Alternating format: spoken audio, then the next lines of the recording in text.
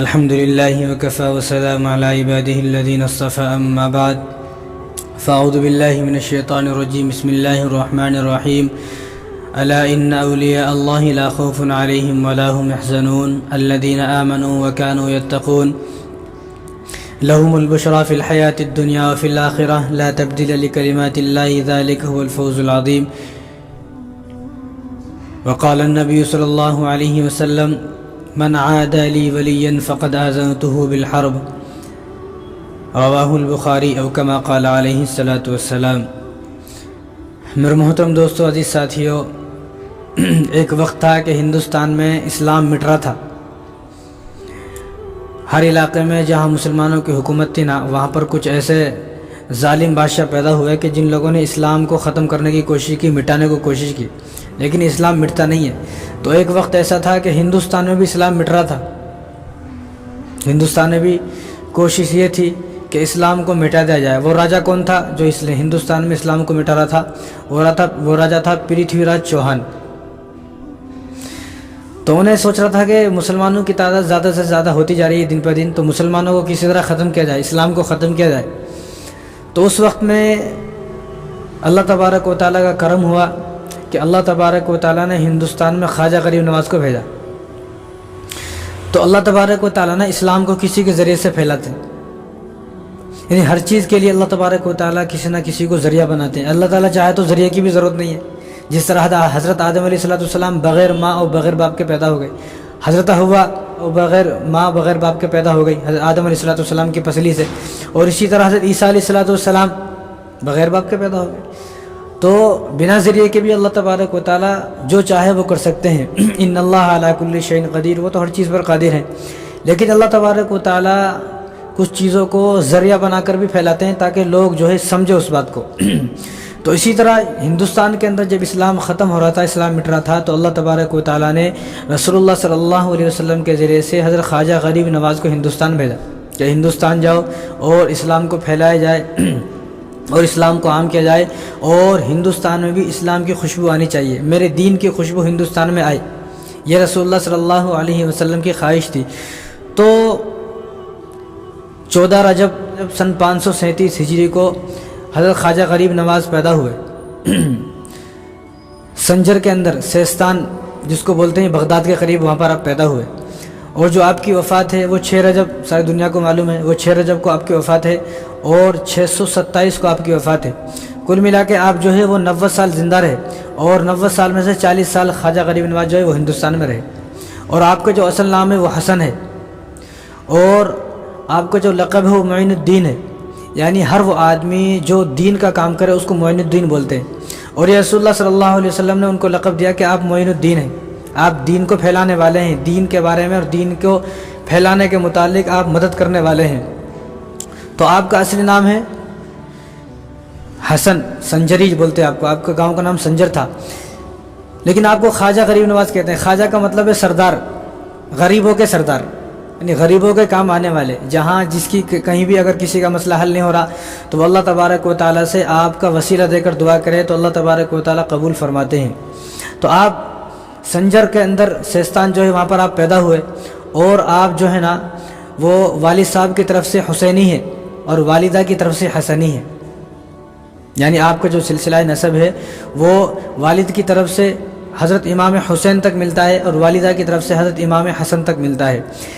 تو آپ 14 رجب اور سن 537 ہجری کو جب پیدا ہوئے تو آپ جو ہے مالدار آدمی کے گھر میں یا کوئی بڑے آدمی کے گھر میں پیدا نہیں ہوئے. آپ جہاں پیدا ہوئے وہ غریب تھے، آپ کے والدین جو ہے غریب تھے، غریب گھر میں پیدا ہوئے. لیکن اتنا فرق تھا، اتنی بات تھی کہ پوری بستی جو ہے وہ تہجد گزاروں کی تھی. پوری بستی میں لوگ تہجد پڑھنے والے تھے. ہماری جیسی بستی نہیں. اب ہماری بستی میں کون بستے؟ چور و چکے، دھوکہ دینے والے، لڑائی کرنے والے، اور بیوی کو مارنے والے، والدین پہ ظلم کرنے والے. جب بستی نیک ہوتی ہے تو بچہ بھی نیک ہوگا. اب ہمارے بچوں کو کتنے بھی اچھا کچھ بھی اس کو سکھا لے، لیکن وہ جو صحبت میں بیٹھے گا نا، جیسی لوگوں کی صحبت میں بیٹھے گا ویسا اس پہ اثر آ جائے گا. تو آپ پیدا ہوئے، تو آپ جب پیدا ہوئے تو والدہ نے آپ کا نام، امی نے آپ کا نام جو ہے حسن رکھا. اور آپ کی امی کا نام ہے ام الورا ماہ نور، ماہ نور. اور آپ کے جو والد صاحب ہیں ان کا نام ہے غیاث الدین. تو جو آپ پیدا ہوئے تو والدہ نے آپ کا نام رکھا हसन। तो वालिद साहब ने कहा कि आप इनका नाम हसन क्यों रख रहे हैं? तो उन्होंने कहा कि जब ये छोटे थे और तो मैं हमल से थी, जब पेट में थे, तो लोग मुझे आकर मुबारकबाद देते थे कि तेरा जो बच्चा होगा वो बड़ा हसन है। हसन पर तो बहुत खूबसूरत है, वो खूबसूरत होगा। तो लिहाजा जिन लोगों ने मुझे आकर खुशखबरी दी है खामियार, वो बोलते थे हसन है, तो मैंने अपने बच्चे का नाम हसन ही रख दिया। वालिद साहब ने मान लिया ठीक है भाई नाम हसन रखो, लेकिन यहाँ ऐसा नहीं होता। यहाँ दादी अलग नाम बोलती, दादा अलग नाम बोलता, नाना अलग नाम बोलता, खाला अलग नाम, इतने नाम है, कंफ्यूज हो जाते। घर में बच्चा पैदा हो गया 1 महीना हो गया, लेकिन नाम पसंद नहीं आ रहा कौन सा रखना। कई बार तो घर में इतनी नाइत्तेफाकी है, हालांकि घर बच्चा हुआ ना तो बच्चे के नाम रखने का जो हक है वो वालिदैन को है। वालिद साहब वालिदा बस दोनों जो नाम रख दिए, बस बात खत्म। वो दादा अब तुम अपने बच्चे का रख लिया ना भाई, नाना जो है उन्होंने अपने बच्चे का रख लिया, खत्म। यहाँ कहीं को टांग अड़ा रहे। तो वालिदा ने आपका नाम रखा, वालिद साहब भी खुश हो गया, ठीक है जो आपने नाम रख दिया ठीक है। लेकिन वालिदा जो है थी ना, वालिदा की बात क्यों मानी वालिद साहब ने? कि वालिदा भी तो बड़ी जो है नेक थी ना, वो हमारे जैसे औरतों के जैसे नहीं थी, वो भी बड़ी नेक थी। वो कैसी नेक थी? वो ऐसी नेक थी कि वो हाफिज़ा थी। वह जो वालिदा थी वो हाफिज़ा थी, रोज़ाना 10 पारे पढ़ती थी, और रोज़ाना 1000 मरतबा सूरह इखलास पढ़ती थी, और रोज़ाना 1000 मरतबा तीसरा कलमा पढ़ती थी, और रोज़ाना 1000 मरतबा ला इलाहा इल्लल्लाह मुहम्मद रसूलुल्लाह पढ़ती थी। जब वालिदा ऐसी नेक होती है तो बच्चे भी नेक होते हैं। अब हमारी वालिदा कैसी है? अब हमारे यहाँ पर तो ऐसी माँ है, वो बच्चा पेट में है, उन्हें पूरे दिन टीवी देख के गुजारती है, तो बच्चा भी फिर ऐसे ही पैदा होगा। तो खैर बहरहाल जो आपका जो काम था ना, आपके वालिद साहब के पास बाग था, बाग वो अंगूर का बाग था, उसमें अंगूर लगते थे। तो वालिद साहब जो है ना अंगूरों को लेके जाते थे बगदाद, शाम, मुल्क शाम और बगदाद जाते थे। तो एक मरतबा वालिद साहब अंगूर जो है बेचने, अंगूर को तिजारत की गरज से बगदाद गए, तो वहीं उनका इंतकाल हो गया। अब वहीं उनको जो है बगदाद के इलाके में जो है आपको जो है दफन कर दिया गया, घर नहीं आया। तो जब आपकी उम्र थी 13 साल और जब आपकी उम्र 14 साल हुई तो आपके वालिदा भी जो है वफ़ात पा गई। वालिदा जब 13 साल के थे, वालिद साहब भी वफ़ात पा गए। आप जब 14 साल के हुए तो वालिदा भी जो है आपकी वफ़ात पा गई। तो जब वालिदा वफ़ात पा गई तो आपके 2 भाई थे और एक बहन थी, ख्वाजा गरीब नवाज़ के 2 भाई 1 बहन। तो वालिदैन की वफ़ात के बाद माल को तकसीम किया गया। जब माल को तकसीम किया तो वो जो बाग था वो बाग ख्वाजा गरीब नवाज़ के हिस्से में आया, और एक चक्की थी, तो वो चक्की भी जो है आपके हिस्से में आ गई। तो आप जो है भाई अलग हो गए होंगे, बहन अलग शादी हो गई होंगी, तो आप जो है वो बाग में रहते, पूरे दिन बाग की खिदमत करते, और जो बाग में अंगूर होते बस वो काम करते थे। ज़िंदगी बीत रही थी ऐसे ही। तो 1 साल हो गया ऐसा काम करते करते। तो एक दिन आपके पास एक बुज़ुर्ग आए जिनको इब्राहिम कंदोजी बोलते हैं। एक बुज़ुर्ग आए, तो वो मजजूब थे, अल्लाह की याद में मस्त है वो। लेकिन जो मजजूब लोग होते हैं, जो बुज़ुर्ग होते हैं, लोग उनको बेवकूफ़ बोलते हैं। अब भी जो आदमी 2 नंबर से बहुत सारा पैसा कमा लिया ना, उसको क्या बोलते हैं? इन्हें होशियार आदमी है। और जो आदमी रात दिन अल्लाह कर मस्जिद में, बेवकूफ़ क्या मालूम, हमारे को ज़्यादा मालूम। तो ऐसा है, तो उनको भी लोग बेवकूफ़ समझ रहे थे। तो उनको खाना वाना किसी ने कुछ भी नहीं दिया, तो इनके बाग में आ गए। तो बाग में जब आ गए तो इन्होंने उनको अंगूर पेश किए, तो उन्होंने अंगूर खा लिए। तो और कहा कि और दूं, तो उनको बड़े पसंद आए। तो उन्होंने अपने जेब से जो है ना एक रोटी का टुकड़ा निकाला और आपको दे दिया। तो आपने वो जब रोटी का टुकड़ा खाया तो आपकी तो ज़िंदगी बदल गई, कैफियत बदल गई, और आपको जो है अल्लाह तबारक व तआला की याद में आप भी मस्त हो गए, और आपको ये सारी चीज़ जो है बुरी लगने लगी। तो आपने क्या किया, फ़ौरन जो है अपने सामानों को, वो जो बाग था, वो चक्की थी, वो बेच दिया, बेच के अल्लाह के रास्ते में दे दिया। और आप जो है समरकंद बुखारा, 14 साल के थे, 15 साल के, समरकंद और बुखारा जो है वो पढ़ने के लिए चले गए कि अब मुझे, हाफिज़ तो थे ही आप, हाफिज़ तो थे ही, और आप ऐसे हाफिज़ थे कि आप हर दिन हर वक्त जो है बाग में कुरान पढ़ते रहते थे, हर दिन बाग में कुरान पढ़ते। तो अब जब शाम में चले जाते, सुबह में जब बाग में आते ना, तो ये देखते बाग की सफाई हो गई, बाग की सफाई हो गई, और जो अंगूर तोड़ना था वो तो अंगूर पहले ही टूट के जो है वो पहले ही मौजूद है कि खाली यहाँ से लेकर बेचना है। और वो हैरान हो जाते, भाई कौन है जो बाग की सफाई भी करता है, अंगूर भी तोड़ के मेरे वास्ते रखता है, कौन है? तो उन्होंने एक दिन आवाज़ लगाई, भाई कौन है वो, सामने आओ। थोड़ी देर तक तो नहीं आए। जब उन्होंने ज़्यादा इसरार किया कि जल्दी आओ तुम सामने, तो 5-6 बुज़ुर्ग आए, और वो बहुत बुज़ुर्ग थे और उनके सफ़ेद कपड़े पहने हुए थे, वाइट दाढ़ी थी। तो उनके पूछा, भाई तुम कौन? उन्होंने कहा कि हम फरिश्ते हैं। भाई ये सफाई, उनका कि हम सफाई करते हैं। और ये अंगूर, उनका हम तोड़ते हैं अंगूर, हम सफाई करते हैं। क्यों? तो उन्होंने जो बात की ना वो अजीब बात है। उन्होंने कहा कि हज़रत आप रात दिन कुरान पढ़ते हो, उस ज़माने में कुरान पढ़ने पढ़ाने वाले कोई नहीं मिलते थे। अब तो कदम कदम पर कुरान पढ़ने पढ़ाने वाले हैं, लेकिन पढ़ने की तौफीक नहीं है। तो उस ज़माने में नहीं होंगे कोई कुरान पढ़ने वाले पढ़ाने वाले, तो वो जिन्नात जो थे ना, वो हज़रत ख्वाजा गरीब नवाज़ का कुरान सुनते थे। तो उन्होंने कहा कि हम आपका कुरान सुनते सुनते सुनते सुनते हाफिज़ हो गए, सुन के हाफिज़ हो गए, तो लिहाजा आप हमारे उस्ताद हो, ہم آپ کے شاگرد ہیں، تو شاگرد کا اتنا تو حق بنتا ہے نا کہ آپ کے باغ کی صفائی کرے، تو لہٰذا ہم آپ کے باغ کی صفائی کرتے ہیں۔ یہاں کے کیسے شاگرد ہیں؟ تم کسی بچے کو پڑھاتے، اس سے اگر ایک گلاس پانی منگا لیے تو وہ ناراض ہو جاتی ہے، تو میں تو بڑے باپ کا بیٹا ہوں، میرے سے پانی کہیں کو منگا لیا؟ تو یہ تھے شاگرد کہ انہوں نے کہا کہ ہم نے صرف سن کے قرآن یاد کر لیا ہے، تو لہٰذا اب ہمارا حق یہ ہے کہ ہم آپ کے باغ کی صفائی کریں۔ تو باغ کی صفائی کرتے تھے وہ، تو انہوں نے باغ کو بیچ دیا اور سمرقند بخارا چلے گئے پڑھنے کے لیے۔ تو آپ 15 سال کے گئے پڑھنے کے لیے، تو 21 سال 22 سال کے جب ہو گئے تو آپ مولانا بن گئے۔ تو آپ تو مولانا تھے، مفتی صاحب تھے، اب تو جاہلوں نے دعویٰ کر دیا میں بھی ولی ہوں۔ جاہل آدمی کبھی ولی ہو ہی نہیں سکتا، جو اپنا ایمان نہیں بچا سکتا، اپنا عقیدہ نہیں بچا سکتا، خود قرآن کھول کے نہیں دیکھ سکتا قل واللہ کا ترجمہ کیا ہے، تو وہ آدمی ولی کیسے ہو سکتا ہے؟ تو بہت سارے قدم قدم پہ ہیں، چرس گانجا مار رہے ہیں، نشہ کر رہے ہیں، میں بھی ولی ہوں، میرے کو بھی ولی مانو۔ عجیب عجیب کہاں سے لوگ پیدا ہو گئے۔ تو آپ تو مولانا تھے، مفتی صاحب تھے، حافظ قرآن تھے، تو آپ جب ولی بنے، تو آپ جب مولانا بن گئے، حافظ بن گئے، بڑے ہو گئے، تو اس کے بعد آپ نے جو ہے آپ کے دل میں ایک تڑپ پیدا ہوئی میرے کو کسی سے بیعت ہونا ہے۔ یہاں تو ہمارے کو تڑپ پیدا نہیں ہوتی، کہ میں خود پیر ہوں بھائی، میں اتنا ہوشیار ہوں کہ میں خود پیر ہوں، میرا کوئی پیر بن جائے یہ کیسا ہو سکتا ہے، میں کسی کا مرید نہیں بنوں گا۔ تو ان کے دل میں خواہش یہ تھی کہ اب ہر آدمی کو یہ خواہش ہونی چاہیے کہ بھئی میرا بھی کوئی پیر ہو، میں بھی کسی سے بیعت ہوں، میرا کوئی بزرگ سے تعلقات ہوں، کسی مولانا سے، کسی مفتی صاحب سے، کسی عالم صاحب سے، اور کسی بڑے آدمی سے میرے تعلقات ہوں جو میری اصلاح کرے، جس کو سامنے جا کر میں اپنی غلطیاں بتاؤں کہ میری یہ غلطیاں ہیں۔ لیکن یہ وہ کوشش کرے گا جو اپنا آپ کو غلط مانتا ہوں گا۔ یہاں تو ہر آدمی پرفیکٹ ہے، یہاں تو ہر آدمی پرفیکٹ ہے بھائی، میں پرفیکٹ، میرے اندر کوئی غلطی نہیں ہے، تو لہذا جو یہ سمجھے گا کہ میرے اندر کوئی غلطی نہیں ہے انہیں اپنا پیر کسی کو نہیں بنائے گا۔ تو آپ کے دل میں خواہش پیدا ہوئی کہ کوئی میرا بڑا ہونا چاہیے کہ جس کو جو ہے میں اپنی زندگی کو سنواروں جس میں، اور جس سے بیعت ہو کر۔ تو اس وقت میں ایک بزرگ تھے بہت بڑے جن کا نام ہے خواجہ عثمان ہروانی، تو ہارون ان کا گاؤں کا نام تھا، تو اپنے گاؤں کے نام سے پکارے جاتے تھے وہ، تو ان کے پاس آئے اور ان کے پاس آ کر جو ہے آپ سے بیعت ہو گئے۔ تو وہاں بیعت ہونے کے عجیب معاملہ تھا، یہاں تو یہ بات بتائے تو لوگ ناراض ہو جاتے۔ تو انہوں نے کہا کہ مجھ سے بیعت ہونا چاہتے ہو تو پہلے 2 رکعت نماز پڑھو۔ 2 رکعت نماز پڑھو، ٹھیک ہے 2 رکعت نماز پڑھ لیتا ہوں، لیکن پوری بات سنو۔ 2 رکعت نماز تو پڑھنا ہے، لیکن پہلی رکعت میں سورہ فاتحہ کے بعد 1000 مرتبہ آیت الکرسی پڑھنا ہے۔ دوسری رکعت میں سورہ فاتحہ کے بعد 1000 مرتبہ سورہ اخلاص پڑھنا ہے۔ یہاں تو اگر کسی آدمی سے کوئی بیعت ہونے گیا اور اس کو بتا دیا کہ یہ پڑھو، بھائی میں بیعت ہونے آیا ہوں، میں فالتو کا کام کرنا نہیں آیا، انہوں نے کہا کہ ٹھیک ہے۔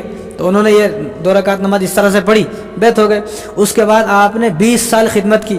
جو ولی بنے ہیں، جو لوگ ولی بنتے ہیں وہ ایسے نہیں یوں ہی حلوہ ہے بھائی کچھ بھی کرو ولی بن گئے۔ 20 سال اپنے استاد کی خدمت کی، اپنے پیر کی، خواجہ عثمان ہروانی کی 20 سال تک۔ کس طرح خدمت کرتے؟ ان کے پیر دباتے، ان کا سر دباتے، ان کے سر میں تیل لگاتے، پیروں کی مالش کرتے، اور ان کے لیے سردی میں گرم پانی کرتے۔ اور غریب نواز فرماتے ہیں کہ میں 20 سال تک جو ہے نا انگیٹھی رہتی نا، انگیٹھی اس کو سر پہ لے کے چلتا تھا، سردی کے موسم میں سر پہ لے کر، کہاں وضو کا وقت ہوا اور وہیں انگیٹھی میں جو ہے آگ جلا کر گرم پانی کر کے اپنے استاد کو دینے کا ہے، اپنے پیر صاحب کو، کہ اس پانی سے وضو کرتے۔ یہاں تو کوئی آدمی جو ہے 1 گلاس پانی دینے کسی کو تیار نہیں ہے۔ تو یہ تھے 20 سال خدمت کی، اس کے بعد اتنے بڑی ولی بنے، ایسے نہیں بن گئی یوں حلوہ ہے بھائی ولی بننا۔ تو 20 سال تک خدمت کی۔ اس کے بعد آپ کی عمر ہو گئی 50 سال۔ جب آپ کی عمر 50 سال ہو گئی تو آپ مدینہ کے لیے چلے گئے۔ پہلے آدمی کی جب عمر ہو جاتی تھی 50-60 سال تو اپنے آپ کو مدینے کے لیے وقف کر دیتے تھے کہ اب میری زندگی ختم ہونے والی ہے بھائی۔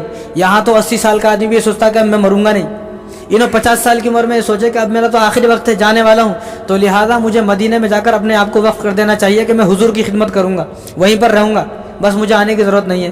تو آپ 40 آدمی کے ساتھ گئے حج کرنے کے لیے۔ جب حج کرنے گئے تو وہاں 1 سال تک آپ نے پڑھایا، آپ نے درس دیا، کیونکہ آپ تو مفتی صاحب تھے نا، مولانا تھے، تو آپ نے درس دیا۔ تو ایک رات حضور صلی اللہ علیہ وسلم خام میں آئے خواجہ غریب نواز کے، تو کیونکہ یہاں ہندوستان میں سے اسلام مٹ رہا تھا اور پرتھوی راج چوہان جو ہے نا وہ مسلمانوں پر ظلم کر رہا تھا، مسلمانوں کو مارنے کی طاقت میں تھا، مسلمانوں پر اتنا ظلم کرتا تھا۔ کوئی آدمی اگر کہیں کوئی آدمی داڑھی کرتے والا ٹوپی والا مل گیا، نماز پڑھتا ہوا مل گیا، اس کو فوراً قتل کر دیتے تھے۔ تو اسلام جو ہے نا ایسا مٹے گا نہیں۔ تو حضور صلی اللہ علیہ وسلم اور اللہ تبارک و تعالیٰ اپنے دین کو مٹتا ہوا نہیں دیکھ سکتے۔ تو ہندوستان کے اندر دین کو کس طرح عام کیا جائے، اس لیے اللہ تبارک و تعالیٰ نے رسول اللہ صلی اللہ علیہ وسلم کے ذریعے سے خواجہ غریب نواز کو ہندوستان بھیجا۔ تو حضور صلی اللہ علیہ وسلم خام میں آئے تو حضور نے کہا تم ہندوستان جاؤ۔ انہوں نے کہا کہ رسول اللہ ہمیں کیا معلوم کہاں ہے ہندوستان، انہوں بغداد کے رہنے والے، ان کیا معلوم کہاں ہے ہندوستان۔ تو کہا کہ میرا حکم ہے تم ہندوستان جاؤ، وہاں پر دین کا کام کرو۔ تو ٹھیک ہے کہہ دیا۔ اب دوسرے دن نہیں گئے، دوسرے دن حضور خام میں آئے تو حضور نے کہا کہ بھیا کیا ہوا, میں نے تمہارے کو بولا تھا نا جاؤ. تو انہوں نے کہا کہ یا رسول اللہ جاؤں, لیکن کہاں ہے ہندوستان, میرے کو نہیں معلوم نا, ہندوستان ہے کہاں میرے کو کیا معلوم. تو حضور نے اپنی ہتھیلی پہ ان کو پورا نقشہ بتایا کہ اچھے سے دیکھ لو یہ ہندوستان کا نقشہ ہے. تو ہمارا ہندوستان تو وہ ہے کہ جس ہندوستان کا نقشہ حضور نے اپنے ہاتھوں پہ دکھایا. تو ہم لوگ کتنے خوش نصیب, مکہ مدینہ تیسرا ہندوستان ہے, بولتا ہوں یہی 3 دیش ہیں جو اتنے خوش قسمت ہیں.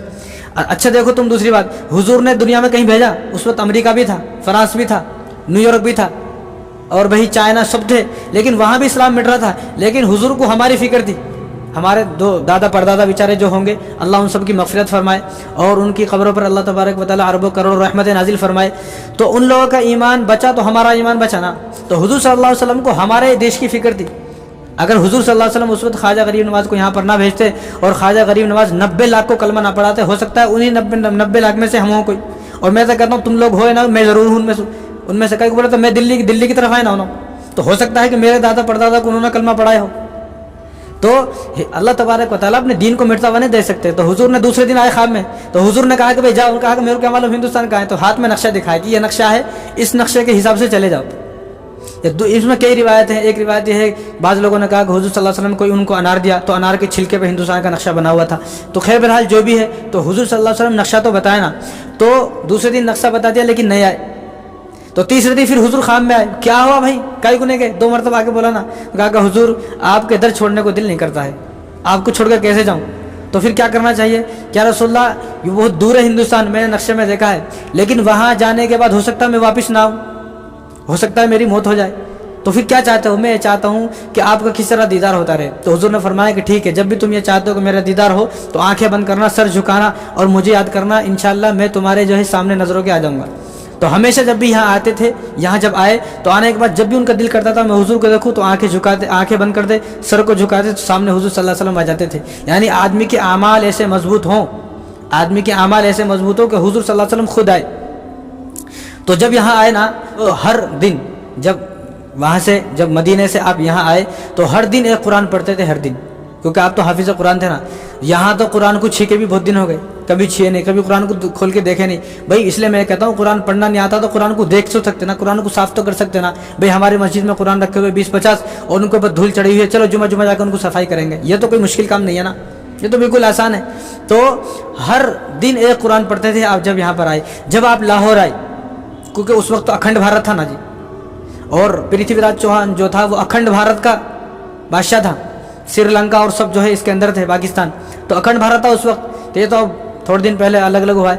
تو جب آ رہے تھے تو اس وقت شہاب الدین غوری نے راجہ پرتھوی راج چوہان سے جنگ کی, تو ہار کر واپس جا رہا تھا, ہار کر. اب اس کے ساتھ تو بہت ساری فوج تھی نا, لاکھوں کی. ابھی وہاں سے آ رہے ہیں 40 آدمیوں کے ساتھ, ان کے ساتھ 40 آدمی تھے اور آ رہے ہیں. تو پوچھا بھائی یہ کون ہے بزرگ. شہاب الدین غوری نے پوچھا بھئی یہ بزرگ کون ہے, تم کہاں جا رہے ہو.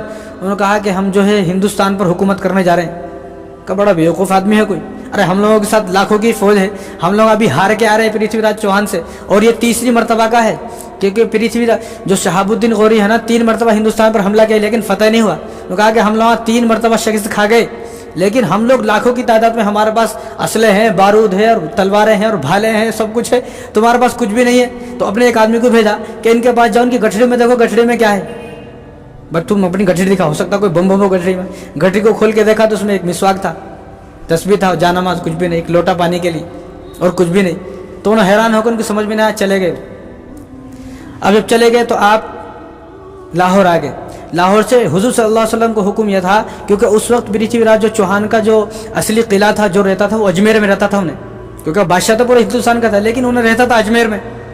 تو حضور صلی اللہ علیہ وسلم کو حکم یہ تھا کہ آپ کو اجمیر جانا ہے, اجمیر.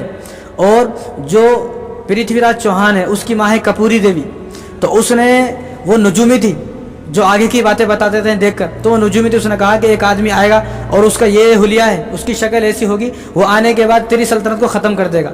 اب اس نے اسی دن سے لشکر جو ہے اپنے جو ہے فوجی چھوڑ دیا, اپنا لشکر چھوڑا ہوا تھا کہ یہ اگر یہ ٹائپ کا کوئی آدمی ملے تو اس کو فوراً گرفتار کر لینے کا ہے.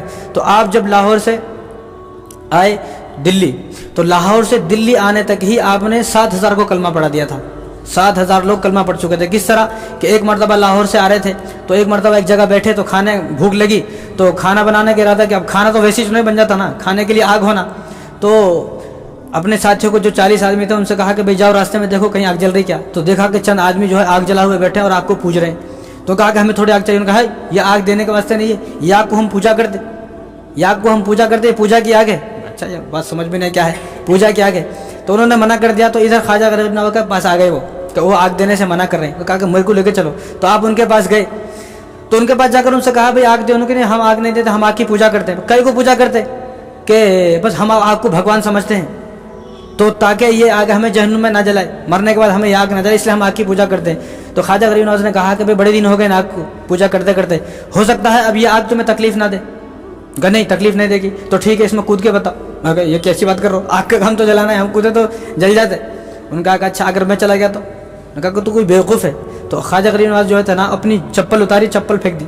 थोड़ी देर के बाद हाथ दिया, चप्पल निकाल ली। उन्हें हैरान हो गए ये क्या है भाई, चप्पल दे दो चप्पल। उन्होंने कहा कि आग को नहीं बल्कि जिसने आग को पैदा किया है तुम्हें उसको पूजना है, उसकी इबादत करना है। आग की इबादत करने से कुछ हासिल नहीं होगा, बल्कि जिसने आग को बनाया है वो अल्लाह है, और मैं जिसको इबादत करता हूँ, मैं जिसको पूछता हूँ वो अल्लाह है। वो आग तो क्या, वो यहाँ की आग जहन्नुम की आग से भी हिफाजत करेगा अगर तुम उसकी इबादत करोगे। तो उन लोगों की बात समझ में आई। उन लोगों ने सब कलमा पढ़ लिया, और उन लोगों ने जब लोगों को बताया तो 7,000 लोग कलमा पढ़ चुके। तो लाहौर से दिल्ली तक 7,000 लोगों ने कलमा पढ़ा।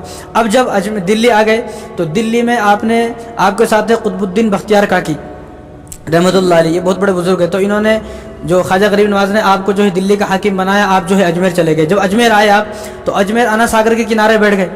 आज भी है वो अना सागर, वो तालाब, वो झील आज भी है। वो छोटी मोटी नहीं है, बहुत बड़ी है वो। तो वहाँ बैठ गए। तो आपको जो है वहाँ जब बैठ गए ना, तो वहाँ पर कुछ ऐसा जो उन्होंने कुछ ऐसे निशान लगाए हुए थे कि वहाँ पर राजा की जो है गायें, ऊँट वगैरह जो है वो घोड़े वगैरह बैठते थे। तो उन लोगों ने कहा भाई तुम यहाँ से उठो, ये तो जो है राजा की ऊँट बैठने की जगह है, गायें बैठती हैं, घोड़े बैठते हैं राजा के। उन्होंने कहा भाई हम तो थोड़ी देर के वास्ते बैठा, हमारे को बैठने दो। तो फौजी थे वो नहीं माने, नहीं तुम उठो यहाँ से, यहाँ तो ऊँट ही बैठेंगे। तो आपने कह दिया कि भाई चलो ठीक है, अब ऊँट बैठेंगे ना तो ऊँट ही बैठेंगे हम यहाँ पर। अब उन्होंने ऊँट बिठा दिए। सुबह में ऊँट को उठा रहे नहीं उठ रहे, ऊँट को उठा रहे नहीं उठ रहे, ऊँट चिपक गए नीचे, क्योंकि बुजुर्ग थे ना, और अल्लाह को इस्लाम को फैलाना था। जब अल्लाह को इस्लाम को फैलाना होता है तो अल्लाह तबारक व तआला करामात के ज़रिए से, जहाँ सीधी उंगली से घी नहीं निकलता वहाँ टेढ़ी उंगली से निकाला जाता है। तो यहाँ उस वक्त लोग जो है अगर खाली बोले तो समझ में नहीं आता था, क्योंकि इस्लाम को लोग भूल चुके थे, बिल्कुल इस्लाम को फैलाना था। तो अल्लाह तबारक व तआला ने उनको ऐसी करामात दी कि वो टेढ़ी उंगली से अब घी निकलेगा। तो अब ऊँट को उठा रहे नहीं उठ रहे, गाय को उठा रहे नहीं उठ रहे, घोड़े भी है नहीं उठ रहे, परेशान हो गए। राजा से कहा, तो राजा को जब बताया, कहा उनसे माफ़ी मांगो जाकर। जब माफ़ी मांगे तो खुद ब खुद उठ गए। तो अब राजा भी परेशान हो गए। तो बातें बहुत सारी हैं, वक्त इतना होता नहीं है। अब राजा भी परेशान हो गए क्या करना चाहिए। तो वहाँ मंदिर थे, मंदिर 1000 मंदिर, और उन मंदिरों में 1000 मूर्तियाँ, और उनके 300 पुजारी, और हर मंदिर में जो है वो तीन मन तेल जलता था रोज़ाना, सरसों का तेल। यहाँ खाए तो गुर्बत आ जाती घर में, तो वो तेल जलता था। अब जब वहाँ पर पुजारी था, उसका नाम था रामदेव। तो अब बादशाह जब इसको मालूम हुआ राजा को, पृथ्वीराज चौहान को, भाई उन्हें आ गया है, ऐसा आदमी है, इन्हीं से वो आदमी जो मेरी सल्तनत को ख़त्म करेगा। और जो मेरी माँ ने बताया था, माँ जब जो इसकी मर गई थी, तो मेरी माँ ने जो बताया था इन्हीं से वो आदमी ये करेगा। तो लोगों को जो है अपने वो मंदिर का जो पुजारी था उसको भेजा, रामदेव को, भाई जा और इसको जो है अपने कुछ तो भी करके जो है इसको यहाँ से भगा। तो जब वो पुजारी गया तो उस पुजारी ने जब मुकाबला किया, जब वो आया तो हज़रत ख्वाजा गरीब नवाज ने मिट्टी ली और मिट्टी पर आयतल कुर्सी पढ़कर उनकी तरफ फेंक दी। जब उनकी तरफ फेंकी तो जिसको मिट्टी लगी सब पागल हो गए, और वो पुजारी भी पागल हो गया। उन भी कदमों में गिर गया, भाई ये क्या है, ये तो कोई जादू नहीं है, मैं जादूगर हूँ, मेरे को ये जादू समझ में नहीं आ रहा है, तो कोई अजीब आदमी है। तो उसने कलमा पढ़ लिया, वो भी ईमान ला लिया, कलमा पढ़ लिया। इसी तरह जयपाल जादूगर था, उसको भेजा, सबको मालूम है, वो जयपाल जादूगर को भेजाया, उन्हें भी कलमा पढ़ लिया। तो इस तरह जिसको भिजाते रहे वो भी कलमा पढ़ता रहा, जिसको भिजाते रहे वो भी कलमा पढ़ता रहा। इसी तरह वो राजा पृथ्वीराज चौहान एक राजपूत को भिजाए, भाई अब तो जो है सारे मसले जो है वो फेल हो गए हैं, अब कुछ समझ में नहीं आ रहा है। एक राजपूत को पकड़ा, उसको कहा कि भाई तेरे को मैं अपनी आधी हुकूमत देता हूँ, बस तू इसको ख़त्म कर दे किसी तरह। तो उन्हें खंजर लिया और खंजर यहाँ दबा कर आया, और आप बयान करते थे ना, तो बयान में बीच में बैठ गया उन्हें ऐसा। तो आप जब बयान करने के बाद बोलते थे, भाई जिसको तो दुआ कराना है वो मुझसे दुआ करा ले, क्योंकि आप दुआ करते थे सबके वास्ते, आप तो जो है बुजुर्ग थे ना। तो सब लोग दुआ करा के चले गए, उन्हें बैठा रहा वहाँ। तो उनसे कहा, भाई तेरी तो दुआ तो नहीं है, लेकिन तू कुछ काम करना है वो काम कर ले। उन्हें हैरान हो गए, मैं तो कुछ भी करने नहीं आया, तो तेरी बगल में क्या है। उन्हें खंजर, उन्हें हैरान हो गए, भाई ये क्या है, आपको कैसा मालूम हुआ। तो उसने कहा, तो ख्वाजा गरीब नवाज ने कहा कि मुझे सब मालूम है। तो नहीं तो मैं वैसे ही लेकर आया हूँ, ये हमारी आदत है, हम शिकार विकार करते हैं। तो कहा कि ठीक है, अगर खंजर शिकार के वास्ते लेकर आया, जो आधी सल्तनत का वादा करा राजा से वो किस वास्ते है, اور انہیں بھی حیران ہو گیا. انہوں نے کہا بھائی مجھے کلمہ پڑھائیں پہلے. تو انہوں نے کہا کہ آپ بول رہے تھے کہ دعا کرنا ہے, تو میں بھی ایک دعا کرانا چاہتا ہوں آپ سے. کلمہ تو پڑھ لیا, کیا دعا کرنا ہے کہ میں یہ دیکھتا ہوں کہ میری عمر 50-60 سال ہو گئی ہے, میں دیکھتا ہوں کہ لوگ حج کرنے جاتے ہیں, لوگ بڑے شوق سے حج کرنے جاتے ہیں, اور وہاں ایسا ہے کیا لوگ وہیں پر جاتے ہیں. آپ میرے لیے دعا کر دیجئے کہ میں اللہ تبارک و تعالیٰ سے دعا کرے کہ میں 40 حج کروں, اور جب 40واں حج کرنے جاؤں تو میں وہیں پر جو ہے میری جو ہے موت ہو جائے, وہیں پر میرا انتقال ہو جائے. تو جو خواجہ غریب نواز ان کے واسطے دعا کری, انہیں 40 حج بھی کرا, آخری حج میں وہیں سے ان کا جو ہے وفات ہو گئی. تو یہ جو ہے نا, یہ خواجہ غریب نواز کی تھوڑی سی ہسٹری ہے. دیکھو باتیں تو بہت ساری ہیں, اتنا وقت ہوتا نہیں ہے. تو اللہ تبارک و تعالیٰ نے ان کو جو ہندوستان کے اندر بھیجا ہے وہ اسلام کو پھیلانے کے لیے بھیجا ہے, اور اسلام کردار سے پھیلتا ہے. یہاں تو میرا بھائی مجھ سے متاثر نہیں ہے, کردار سے کس طرح پھیلائے. جب راجا نے سب کچھ دیکھا کہ یہ لوگ یہاں سے نہیں جا رہے ہیں, تو راجا نے جو اجمیر کی خوبصورت لڑکیاں تھیں ان کو بھیجا انا ساگر کے کنارے, کہ تم انا ساگر کے کنارے جاؤ, اپنے کپڑے نکال کر برہنہ ہو کر وہاں پر غسل کرنا ہے, شاید کہ ان کو دیکھ کر یہ لوگ بہک جائے. جب آپ کے ساتھ آپ بھی اور آپ کے جتنے بھی ساتھی تھے, وہ لڑکیاں آئی, انہوں نے کپڑے اتارے. یہاں تو ہم لوگ دن بھر انتظار میں ہیں, کب کوئی لڑکی چھوٹے کپڑوں میں دکھے اس کے پیچھے پیچھے چل لینا بھائی. یہ ہم لوگوں کی عادت ہے. ایسی آنکھیں اللہ تبارک و تعالیٰ کا قیامت کے دن دیدار نہیں کر سکیں گی. تو اب وہ لڑکیاں آئی اور انا ساگر پر آ کر اپنے کپڑے اتار کر برہنہ بالکل ننگی حالت میں ہو کر غسل کرنے لگی. تو خواجہ غریب نواز نے تمام ساتھیوں کو حکم دے دیا کہ دیکھنا نہیں ہے, چاہے کچھ بھی ہو جائے. ایسا ان کا ایمان تھا. تو وہ لڑکیاں کئی گھنٹے تک نہاتی رہی, صبح سے شام ہو گئی نہاتے نہاتے, حیران ہو گئی یہ کیا ہے, ہماری طرف دیکھ رہے نہیں. انہوں نے فوراً کپڑے پہنے اور انہوں نے کہا کہ ہمارا جو سب سے بڑا چور ہے, یہاں کا سب سے بڑا چور و چکا جو ہے, انہیں ہمارا راجا ہے. تم ہی اصلی آدمی ہو, تم ایسا کون ہو, تم نے ایسا کیا ہے تمہاری آنکھوں میں کہ تم ہماری طرف دیکھ رہے بھی نہیں, لہذا تم ہمیں کلمہ پڑھاؤ پہلے. تو ایمان جو پھیلا نا وہ کردار سے پھیلا ہے, باتوں سے ایمان نہیں پھیلتا. باتیں تو سب کو آتی ہیں, آپ صرف یہ بولو میرے پیٹ میں درد ہے, 10 آدمی آپ کو دوائی بتائیں گے الگ الگ طریقے کی, لیکن کرے گا کوئی کچھ بھی نہیں. یہ کوئی بھی نہیں بولتا میرے پاس سے 500 روپے لے کے اپنے پیٹ کی درد کی دوا لا لو, یہ کوئی بھی نہیں بولتا. تو انہیں الگ الگ بولیں گے یہ کھاؤ وہ کھاؤ, یہ پیو وہ پیو, گرم پیو ٹھنڈا پیو, یہ پیو, تو انہیں 1000 بتا. تو ایسے باتوں سے کچھ نہیں ہوتا, کردار سے جو ہے ایمان پھیلتا ہے. تو جب اس کے بعد خواجہ غریب نواز نے راجا کو بڑا سمجھایا تو راجا نہیں سمجھا. جب راجا نہیں سمجھا تو شہاب الدین غوری جو یہاں سے 3 بار شکست کھا کر چلا گیا تھا افغانستان, تو اس کے خام میں خواجہ غریب نواز آئے اس کے خام میں, اور اس سے کہا کہ تو جلدی ہندوستان پر حملہ کر. انہیں صبح اٹھا, حملہ کیا, تو حملہ یہاں پر آیا, حملہ کیا تو جو ہے راجا کو گرفتار کیا, راجا کو مار دیا, اور وہ یہاں کے جو ہے شہاب الدین غوری جو ہے یہاں کے بادشاہ بن گئے. تو اس کے بعد شہاب الدین غوری نے راجا کے بیٹے کو ہی اجمیر کا حاکم بنا دیا. تو آپ جو یہاں پر رہے ہیں ہندوستان کے اندر وہ 40 سال رہے ہیں, 40 سال, اور آپ کی کل عمر جو ہے وہ 90 سال ہے. خواجہ غریب نواز کی جو عمر ہے وہ 90 سال ہے. تو آپ کی شادی کا عجیب واقعہ ہے, آپ کی عمر 60 سال ہوگی, آپ شادی نہیں کریں کیونکہ آپ نے اپنے آپ کو دین کے لیے وقف کر دیا. یہاں تو ہمارا نوجوان 10 سال کا ہوا شادی کے لیے اتاولا ہے, اور شادی ہونے کے بعد پھر تھوڑے دن کے بعد طلاق ہو جاتی. جتنا اتاولا ہے, جتنا جلد بازی کرے, جلد باز کے ساتھ شیطان رہتا.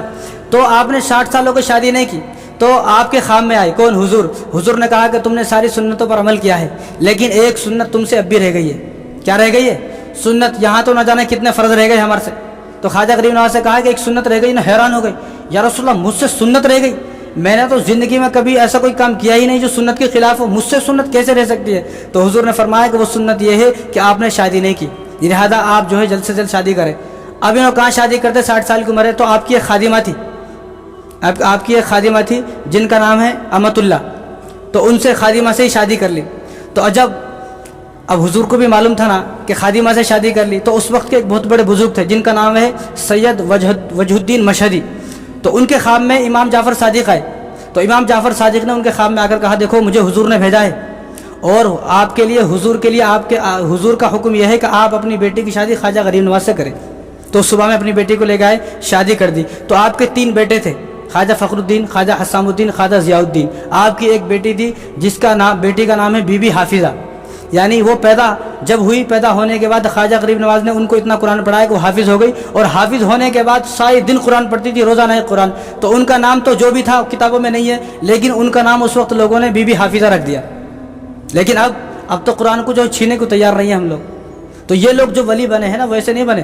تو ان کی نماز جو ان کی وفات ہوئی ہے, آپ کی جو وفات ہوئی ہے وہ 6 رجب کو وفات ہوئی ہے, اور آپ کے جو بڑے بیٹے ہیں خواجہ فخر الدین, انہوں نے آپ کی نماز جنازہ پڑھائی ہے. آپ کے بیٹے, آپ کی بیٹیاں اور آپ کی دونوں بیویوں کی جو قبر ہیں وہ اجمیر میں ہی ہے. ٹھیک ہے یہ بات ختم ہو گئی. آپ نے 90 لاکھ کو کلمہ پڑھایا, تو آپ نے جو 90 لاکھ کو کلمہ پڑھایا ہے وہ ایسے نہیں پھیلایا باتوں سے, وہ کردار سے پھیلایا ہے. تو ہم لوگ بھی اپنا کردار ایسا بنائے. آج مجھ سے اپنے بھائی کی لڑائی ہے, اپنے بھائی کو سے بول کے جو ہے وہ سالوں ہو گئے. بہن سے لڑائی ہے, بہن سے بول کے سالوں ہو گئے. اور اپنے ادھر سالوں سے سسر سے ساس سے سب سے اتنی لڑائی ہے, اتنی لڑائی, اتنے جھگڑے ہیں کہ ہمیں دیکھ کر کوئی مسلمان نہیں کہتا ہے. انہوں نے اکیلے نے 90 لاکھ کو کلمہ پڑھایا ہے. حالانکہ آپ کی زبان فارسی تھی, آپ کی زبان ہندی نہیں تھی, کیونکہ یہاں تو ہندی بولتے تھے ہندوستان میں, اور آپ تو بغداد سے آئے تھے, اس وقت بغداد میں فارسی بولتے تھے. تو زبان الگ ہونے کے باوجود بھی جو ہے کردار سے صرف 90 لاکھ کو کلمہ پڑھایا. یہاں ایک مسلمان جو ہمارا دوست ہے, غیر مسلم نہیں, صرف مسلمان جو ہمارا دوست ہے ہمارے ساتھ مسجد میں نہیں آ سکتا. کیا بولے تو ہم خود نہیں آ رہے نا. اور ساری زندگی آپ نے جو کپڑے پہنے ہیں وہ پیون لگے کپڑے پہنے ہیں, پیون لگے. اور اورنگزیب عالمگیر رحمۃ اللہ علیہ بادشاہ ہیں, تو آپ کے آستانے پر آئے اجمیر, تو باہر ایک اندھا بیٹھا ہوا تھا, اندھا مانگنے والا. اس نے کہا بابا کرم کرو میرے اوپر, 20 سال سے یہاں بیٹھا ہوں, اندھا ہوں میں, میرے کو کچھ بھی نہیں مل رہا. انہوں نے کہا اچھا 20 سال سے بیٹھا ہوں. آج بھی ہم لوگ جا رہے ہیں نا وہاں پر, لوگ تو تڑپ سے نہیں جا رہے, انجوائے کے لیے جا رہے, مستی کے واسطے جا رہے. جاتے ہوئے بھی فلمیں دیکھ کے گیا, آتے ہوئے بھی فلمیں دیکھتا ہے, جاتے ہوئے بھی گانے سنتے ہوئے گیا, آتے ہوئے بھی گانے سنتا ہوا ہے, کچھ فرق نہیں ہوا. اور اجمیر کی گلیوں میں وہاں پر لوگوں نے چائے کی دکان بنائی ہوئی ہے, اور وہاں پر جو لوگ گئے ہیں ان سے پوچھو, چائے کی دکان بنائی ہوئی, بڑی بڑی اسکرین لگائی ہوئی, فلمیں چلتی ہے. ابھی نے گیا تھا اجمیر کائی کے واسطے, وہاں جا کر ساری رات فلمیں دیکھتا ہے, ساری رات. تو عالمگیر بادشاہ اور اورنگزیب عالمگیر بادشاہ جب آئے, تو آنے کے بعد اس اندھے نے کہا نا میں 20 سال سے یہاں پر بیٹھا ہوں, میری آنکھیں نہیں آ رہی, اور بڑا غریب ہوں, یہ ہوں وہ ہوں, میری مدد کروں. گا اچھا 20 سال ہو گئے. تو اپنے فوجیوں کو کہا تلوار نکالو, فوجی سے کہا تلوار نکالو, میں جا رہا ہوں ذرا خواجہ غریب نواز کے آستانے پر جا رہا ہوں, میں سلام پڑھ کر آ رہا ہوں. میرے آئے تک اس کی آنکھیں واپس آ گئی تو ٹھیک ہے, اگر نہیں آئے تو اس کی گردن اڑا دو. بادشاہ اب اس کو تو معلوم تھا نا بھائی, بادشاہ جو بول دیا وہ ہوتا. وہ سلام پڑھتے تھے ہمارے جیسا نہیں, گئے اوپر جھاڑو مرا لیے, چلو بھائی کامیاب ہو گئے. وہ ایسے نہیں, وہ سلام پڑھنے جاتے تھے تو کم سے کم 10-15 پارے پڑھ کے جب آتے تھے وہ. اب انہیں پریشان ہو گیا, اندھا تھا, اب انہیں دعا کر اللہ سے, اللہ ان کے صدقے جو ہے میری آنکھیں تو آج مار ہی دے گا, آج تو میری گردن اڑی جائے گی, آج تو میں مر ہی جاؤں گا, اللہ مجھ پر رحم کر, کرم کر, ان کے صدقے سے کرم کر. ان کے وہاں جا کے خواجہ غریب نواز کے صدقے سے دعا کرنی ہے, خواجہ غریب نواز سے دعا نہیں کرنی ہے, ان کے صدقے سے اللہ سے دعا کرنی ہے, کیونکہ کام بنانے والے اللہ ہیں. ان اللہ علی کل شیء قدیر, اللہ ہے. تو اللہ سے دعا کی ان کے صدقہ دے کر. تو جب اورنگزیب عالمگیر رحمۃ اللہ علیہ بادشاہ جب باہر آئے تو دیکھا کہ اس کی آنکھیں واپس آ چکی تھی. اب انہیں حیران ہو گیا. تو خواجہ اس دن وہ اورنگزیب عالمگیر رحمۃ اللہ نے کہا کہ خواجہ غریب نواز کو بدنام کرتے ہو کہ 20 سال سے یہاں پر بیٹھا ہوں, حالانکہ تیری مانگنے کی توجہ نہیں ہے, تیری نیتی صاف نہیں ہے, تیرے دل میں کھوٹ ہے. آج بھی لوگ جا رہے ہیں وہاں پر دل میں کھوٹ لے کر جا رہے ہیں, دل میں کھوٹ. اور بھائی دل میں کھوٹ لے کر نہ جائیں. اور دوسری بات, اجمیر جانے کو لوگ آج فرض سمجھ رہے ہیں, حج کرنے کی فکر نہیں ہے, عمرہ کرنے کی فکر نہیں ہے, اور مدینہ کو جانے کی فکر نہیں ہے, بیت اللہ شریف کو دیکھنے کی فکر نہیں ہے, لیکن اجمیر کو دیکھ لیا تو خود کو کامیاب سمجھ رہے. اور لوگ اجمیر جانے کو چھوٹا حج بول رہے ہیں, اجمیر کو چھوٹا حج بول رہے ہیں, چھوٹا, اور جو ہے چھوٹا مدینہ بول رہے ہیں, چھوٹا کعبہ بول رہے ہیں. اور وہاں سے جو لوگ آ رہے ہیں بول رہے ہیں میں حج کر کے آیا ہوں.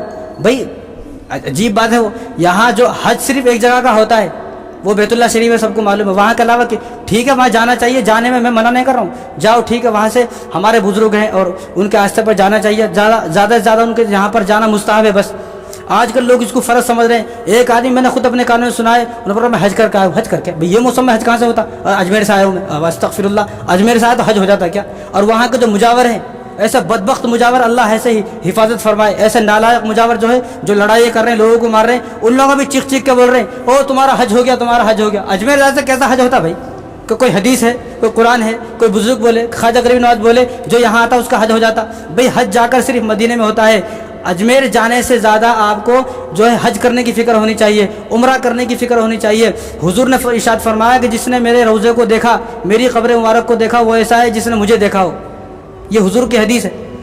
اور وہاں پر آب زمزم ہے, اور وہاں پر جو ہے وہ گلیاں ہیں جن گلیوں میں حضور گھومے ہیں. وہ مدینہ وہ شہر ہے جہاں پر حضور صلی اللہ علیہ وسلم نے 10 سال زندگی گزاری ہے, جہاں پر قرآن نازل ہوا ہے, جہاں پر حضرت جبرائیل علیہ السلام آئے ہیں.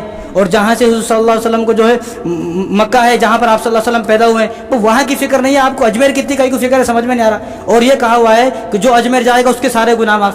بھئی صحابہ نے یہ نہیں کہا جو آدمی مدینے میں رہتا اس کے گناہ معاف، جو آدمی مکے میں رہتا اس کے گناہ معاف، حالانکہ یہاں پر قرآن نازل ہوا ہے اور صحابہ نے خود نے یہ نہیں کہا کہ جو ہمیں دیکھے گا اس کے گناہ معاف۔ آج اجمیر کے بارے میں یہ کہا جا رہا ہے، لوگوں کی اتنی غلط فہمی ہے، بتائے تو لوگ ناراض ہو جاتے ہیں، یہ باتیں کائی کو ہے؟ اور بھائی ہم لوگ یہاں پر جو ہے نا وہ مسئلہ بتانے کے لیے بیٹھے ہیں، مسئلہ بنانے کے لیے نہیں بیٹھے ہیں۔ ہم لوگ مسئلہ بنانے والے نہیں ہیں، مسئلہ بتانے والے ہیں۔ ٹھیک ہے جانا چاہیے، ہمارے بزرگ ہے، اور سلام دعا پڑھنے کے لیے اور فاتحہ دینے کے لیے جانا چاہیے، جانا میں منع نہیں کر رہا ہوں، کبھی کوئی آدمی غلط سمجھ لے، لیکن یہ نہیں سمجھنا چاہیے وہاں گئے تو حج کا ثواب ہے، وہاں گئے تو عمرے کا ثواب ہے۔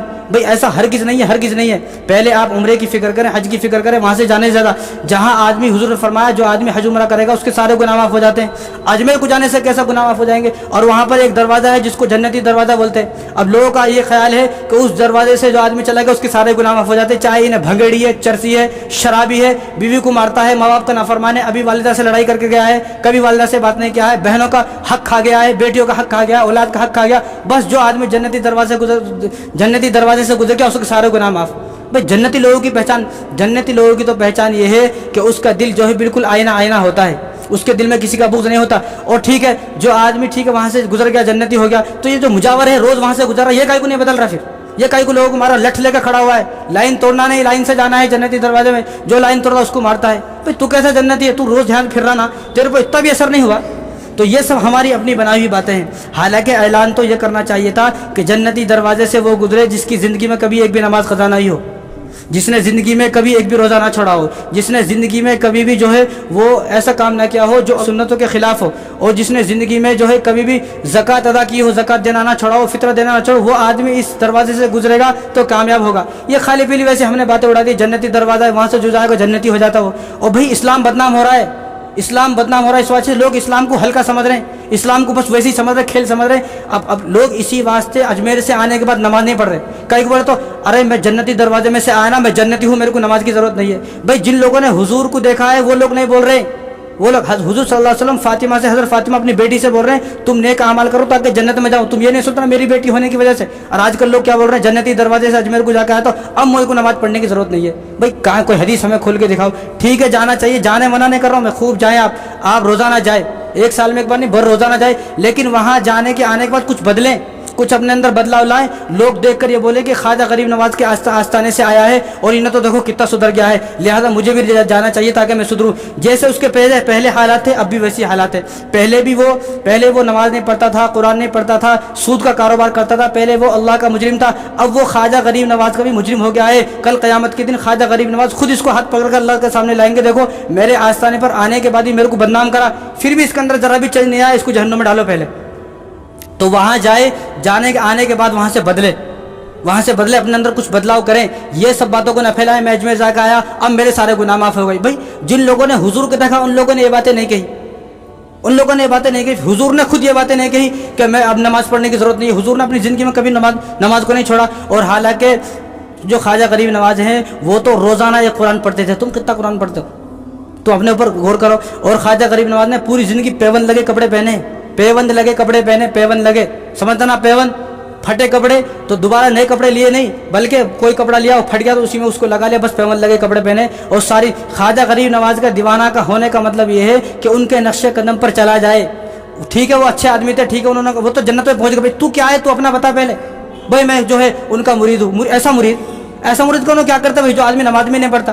اس لیے باتیں تو بہت ہے، وقت اتنا ہوتا نہیں ہے، تو آپ جو ہے اپنے آپ کو بدلنے کی کوشش کریں۔ بھائی میں خواجہ غریب نواز کے آستانے پہ جا کر اب میں جنتی ہوں، یہ خیال اپنے ذہن سے نکالیں۔ کوئی آدمی یہ بولتا ہے تو ہمارے سامنے کوئی حدیث پیش کرے، بھئی یہ رسول اللہ صلی اللہ علیہ وسلم کے ساتھ جو صحابہ رہتے تھے، جو صحابیہ رہتی تھی، جو لوگ ان کے ساتھ رہتے تھے، ان لوگوں نے یہ نہیں کہا تو آپ کیوں کہہ رہے ہو؟ اس لیے یہ دھوکہ ہے، یہ شیطان کا دھوکہ، اس دھوکے سے باہر نکلیں آپ۔ اگر خواجہ غریب نواز نے یہ کہا ہو چل ٹھیک ہے بھائی، انہوں نے کہا ہے چلو اچھی بات ہے، یا خواجہ غریب نواز نے جو ہے یہ اعلان کر دیا ہو جو بھی جنتی دروازے سے جائے گا وہ جنتی ہے، یا جو میرے آستانے پر آئے گا وہ جنتی ہے، پر ہم بھی مان لیں گے، ہم بھی سب کو جو ہے ٹور لے کے وہاں پر جائیں گے، ٹھیک ہے وہ جنتی ہے، ہمارے کو نماز پڑھنے کی ضرورت نہیں ہے۔ یہ شیطان کا دھوکہ ہے، اس دھوکے سے باہر نکلیں اور عبادت کریں۔ رسول اللہ صلی اللہ علیہ وسلم سے صحابہ نے پوچھا نا یا رسول اللہ ہم ایسا کیا کام کریں؟ بھئی حضور کی بات بڑی ہے، خواجہ غریب نواز کی بات بڑی ہے؟ سب کو معلوم ہے. تو صحابہ نے پوچھا کہ رسول اللہ ہم ایسا کیا کام کریں کہ جنت میں پہنچ جائے آسانی کے ساتھ بغیر حساب و کتاب کے. تو حضور نے فرمایا کہ عبادتوں کو زیادہ سے زیادہ کرو. جس کی عبادتیں جتنی زیادہ مضبوط ہوں گی انہیں اتنی ہی جلدی جو ہے جنت میں جائے گا. عبادت نماز پڑھنے تیار نہیں ہے، سودی کاروبار ہے، شرابی ہے، زانی ہے، جواری ہے، سٹاری ہے، سارے عیب ہے، بس میں اجمیر کو جا کے آیا میں جنتی ہوں. اللہ رحم فرمائے. تو اللہ تعالی ہم سب کو عمل کرنے کی توفیق عطا فرمائے. ما علینا الا البلاغ.